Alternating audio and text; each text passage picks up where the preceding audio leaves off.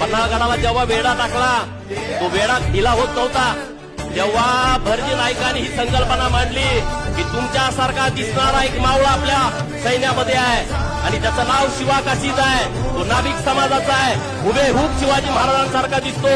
आपण असं वातावरण करू, छत्रपती शिवाजी महाराज आता तुम्हाला शरण येत आहेत, तुम्हाला भेटायला येत आहेत, तुमच्याशी तह करायला येत आहेत, आता मराठे मागे घेत आहेत, असं वातावरण तयार केल्यानंतर शत्रू गोटामध्ये आनंद पसरला. लोक ढिली पडली. निवडणूक वेळ असताना आपली लय पार्टी पुढे आहे, आपण ढिलं पडतो, तसं ते ढिले पडले आणि तिथं त्यांनी नियोजन केलं की पालखीतून शिवाकाशीत जाईल छत्रपती शिवाजी महाराजांसारखा दिसणारा. अरे पालखीत बसला, महाराजांची शिवाकाशीताची भेट झाली. महाराजांनी त्याला सांगितलं असं करायचं आहे. तो शिवाकाशीत काय म्हणतोय, होय महाराज, छत्रपती शिवाजी महाराज म्हणून मी जन्माला आलो नाही, पण छत्रपती शिवाजी महाराज म्हणून मला मृत्यू येतोय.